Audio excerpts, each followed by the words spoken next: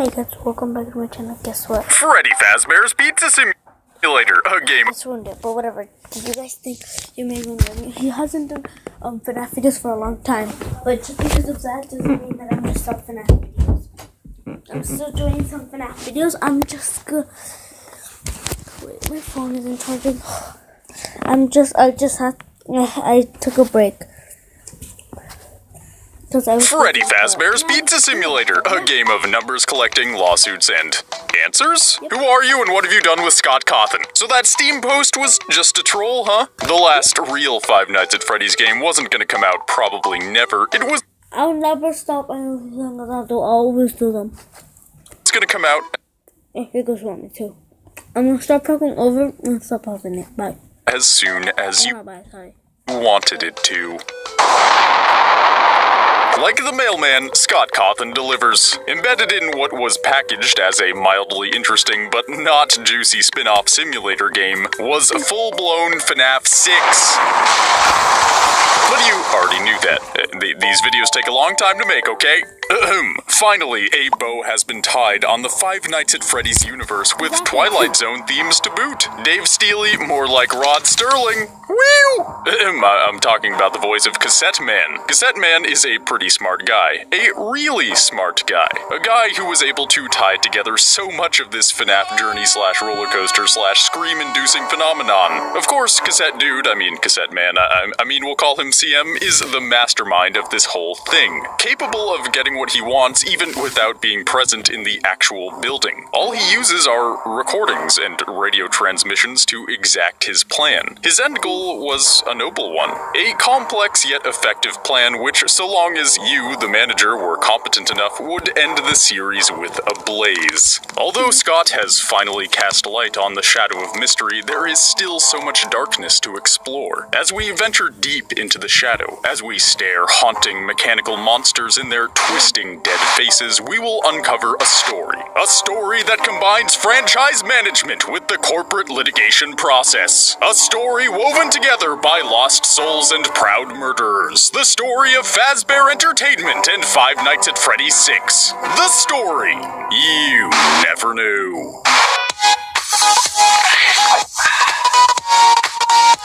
To begin, let's ask the important questions, address the elephant in the room. One is the Orange Man, but we'll get to him later. We've got bigger fish to fry for my explanation of him to make sense. So let's ask a different question. Who is Cassette Man? His voice is like baritone velvet, but that doesn't mean we know who he is. The popular consensus among the FNAF community is that this is Henry. The same Henry from the books who is said to be William Afton's business partner in starting this whole Fazbear's Murderia stuff. But is it true? Indeed, he would be a good choice for this voice, but we only know of Henry's existence from the books. And we know the books are a different universe than the games. So, how do we know for sure? Well, let's put on our thinking caps, shall we? Scott put in the credits that PJ Haywood was the voice of William Afton, indirectly revealing that William Afton is inside Springtrap. How this connects to Cassette Man being Henry will make sense in a bit. Now, I'm just saying, on Haywood's wiki, he's said to voice both William Afton and Michael Afton. But we've heard Michael's voice in the Sister Location ending cutscene. Father, it's me, Michael. I did it. Now compare that to this Springtrap line in the newest game. You may not recognize me at first, but I assure you, that's still me. Just saying, that guy sounds like an older, raspier, creepier version of Michael, so it's almost certainly Michael's dad. Springtrap is William Afton, everybody! That flies in the face of what I was saying in the past, but I'm the kind of guy who can admit when he's wrong. Further still, in the true ending of FNAF 6, we hear Cassette Man say, "Although for one of you, the darkest pit of hell has opened to swallow you whole, so don't keep the devil waiting, old friend." While Springtrap, aka Will Afton himself, burns in front of us. Do we know of William Afton having any other old friends? No, we've only been able to speculate on the existence of Henry, the man who helped start this place and a man who is surely filled with regret. His existence in the book suggested the possibility that he existed in the games, but now this possibility is very likely. And so we can say that William was the partner gone bad, and in a delivery of karma was locked into Springtrap on that fateful day in FNAF 3. This is all well and good, but this is low-hanging fruit. What of the puppet? What of the little girl's voice we hear throughout FNAF 6, or FNAF Pizzeria Simulator? The one who says, "Did you really think that this job just fell out of the sky for you? No. This was a gift for us." Of course, that cutscene goes on to burn the entire establishment to the ground with all the haunted animatronics inside it, including the creepy girl robot who uttered that line. Which means being burned into oblivion was the gift she actually got. The little girl, as it turns out, is named Elizabeth, as Cassette Man goes on to say. But the interesting thing about her is that she says she's going to make her daddy proud. Clearly, she thinks her daddy is the one who beckoned her, the other haunted animatronics, and you, the franchise manager here. No doubt, then, her father is William Afton, the one who hell has swallowed whole. Judging by Henry's poetic way of telling Afton to go to hell, it's safe to say he's the real reason all this horror began. He, the founder of Afton Robotics, the murderer of children, is truly evil. Is it so far-fetched to assume Elizabeth has followed in his footsteps? In fact, when we salvage Circus Baby, the animatronic Elizabeth haunts, she says, "You don't really know who your employer is, do you?" And see, I can set up my shot here. And, I mean, that's a pretty good shot. Elizabeth believed that all the haunted animatronics were here according to her father's plan, that her father William was our real employer. She believed all the haunted animatronics were in one spot to cause further death to those around them, to murder children together forever. She was going to make her daddy proud. In fact, a crucial part of the gameplay is playing a noise in certain rooms to lure the animatronics away from you, a gameplay element which Henry goes on to explain as, You don't even realize that you are trapped. Your lust for blood has driven you in endless circles, chasing the cries of children in some unseen chamber, always seeming so near, yet somehow out of reach. Henry wired the building to play child screams to keep the evil and the misled distracted long enough for us, the player, to round all them up in the same place. We, each night, salvaged them one by one, checking if they are indeed the animatronics possessed by children with creepy pre-recorded noises, and then threw them unwittingly into the pizzeria to be distracted until oblivion came. That was the purpose of the pizzeria simulator. The training tapes, the pre-recorded messages, it was all so Henry could get what he wanted. It was also this tragedy could be forgotten. Sooner or later, the right person would take the job and execute the plan perfectly, with no idea they would die because of it. Damn you, Fazbear Entertainment Corporation! It was a genius plan, wasn't it? Poor Cassette Man Henry was just trying to do the right thing. Indeed, he's been through a lot. In the true ending, he goes on to talk about his daughter. My daughter, if you can hear me, I knew you would return as well. It's in your nature to protect the innocent.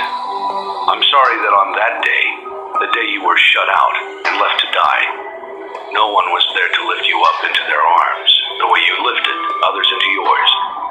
And then, what became of you? I should have known you wouldn't be content to disappear.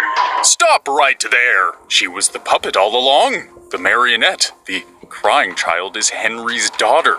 Was Henry's daughter. She gave the gift of life to those who had lost theirs. A truly kind soul. She meant well, even if she trapped innocent children in moldy, greasy, clunky robot bodies. Henry's daughter is quite the sweetheart. It's even thanks to her the original 5 murdered children were set free in the FNAF 3 minigame Happiest Day. We also see her in this one minigame with adorable blonde locks in FNAF 6. She has blue eyes with tears pouring from them. Meanwhile, the game is to collect a bunch of dead, bleeding dogs while a car horn blares in the background. Once completed, William Afton, aka the man who would become Springtrap, says he's not really dead. He's over here.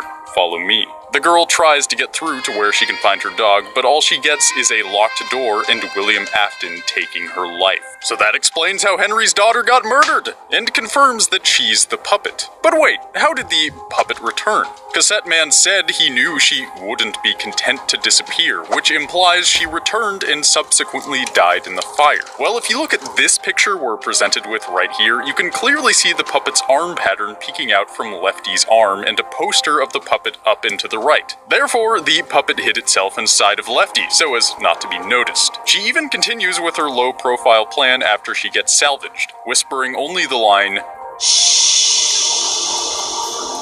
At this point, we've explained how the puppet returned, answered who this blue-eyed girl is, who the green-eyed girl who haunts baby is, Elizabeth, and we know for sure that William Afton is the purple guy. Cool. We'll get to the orange man in just a second, because we're still missing something crucial, and that is, if all the lost souls are in the building when it burns down, how did they get there? As I said earlier, the original 5 children murdered were freed back in the FNAF 3 minigame Happiest Day, but a lot of children get killed throughout FNAF, and so far in this game we only have Springtrap, William Afton, Circus Baby, Elizabeth, and the puppet, Henry's daughter, accounted for. The answer to how the other souls make it into this establishment lies in what other animatronics talk to us when we salvage them. Knock, knock! I'm here!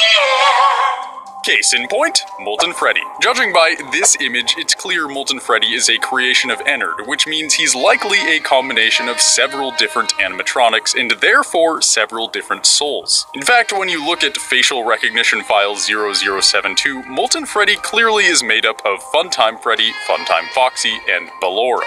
Boom! So that should explain where a bunch of the souls came from. But these are just the excruciating details. What of the identity of the Orange Man? Orange guy? Why would Scott introduce a seemingly brand new character in what is almost certainly the last FNAF game? Let's get into that. We're introduced to this singular mascot wannabe in a not-so-secret minigame. Perhaps you've seen it. A car drives up to a house, an orange man gets out, sees his son watching TV, then his other son has locked himself in his room. The orange man then goes around the house to find the boy has broken his own window and escaped to that place again. What's particularly irritating is that this orange man uses the pronoun he to refer to both his children, which means this isn't Cassette Man Henry, because we know he has a daughter. Of course, this could have taken place after Henry's daughter was murdered, but then we have 2 sons coming out of nowhere for a character that we already know stuff about. Seems too sloppy for this to be Henry. Therefore, Orange Guy and Cassette Man are 2 different people. Who are you? Well, I think I have an explanation for that. In the sister location opening cutscene, there's an American voice asking British Michael Afton for specifics on the animatronic he was trying to show off, which was Baby. The voice goes, There are just certain design choices that were made for these robots that we don't fully understand.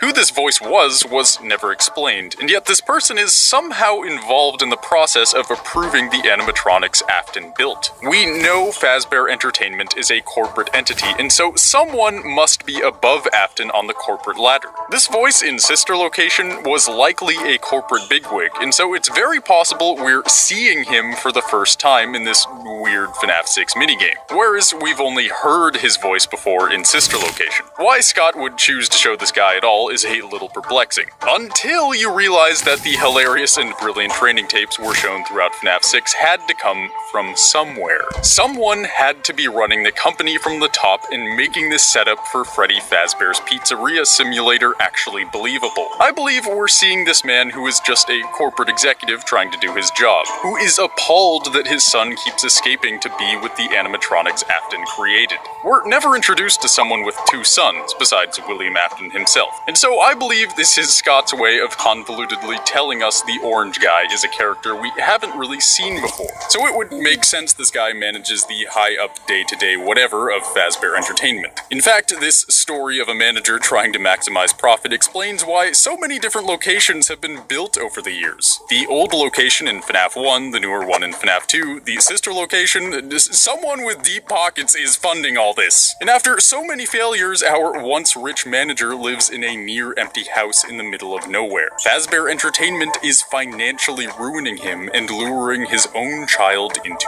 danger. It's only when Henry's fire burns that Fazbear Entertainment finally goes out of business once and for all. Such is the identity and fate of the Orange Man. But we've forgotten something, haven't we? What happened to Michael Afton? Well, I'm happy to say that Michael is back. Back to stop what his father started, however unwittingly. And so the promise of success success atop the corporate ladder was erased by burning painful flames. Our propaganda-intaking protagonist is Michael Afton in the flesh.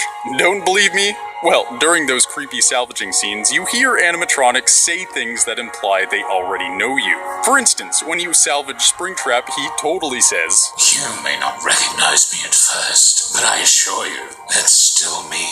Just saying, Springtrap clearly recognizes us. So is it such a stretch to say that our own father recognizes us? Also, Molten Freddy says, Together again! And One big happy family! check and mate.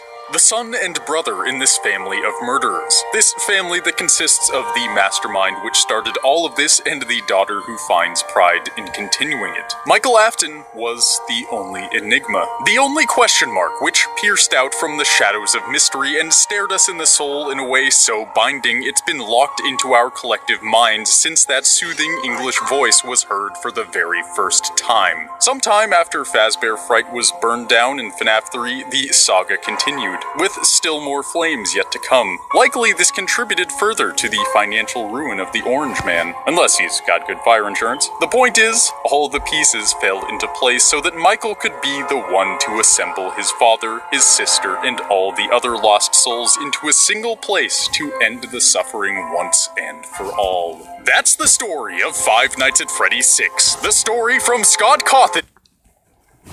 The other twisted genius mind. The story you never knew.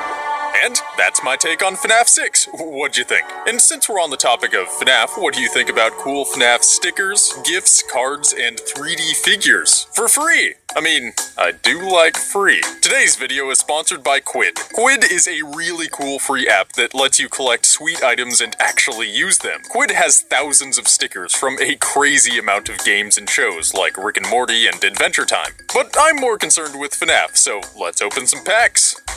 To start, let's do one of these free pouches. They give us 5 stickers, all of which look super cool. And that's just one of the packs. There are so many others to choose from. You also can open 3D figures as well, which are some of my favorites. Look at these! House Band Freddy, mic in hand, dark, soulless eyes, in out of... I'm excited to tell you that Overlake Eye Care is expanding.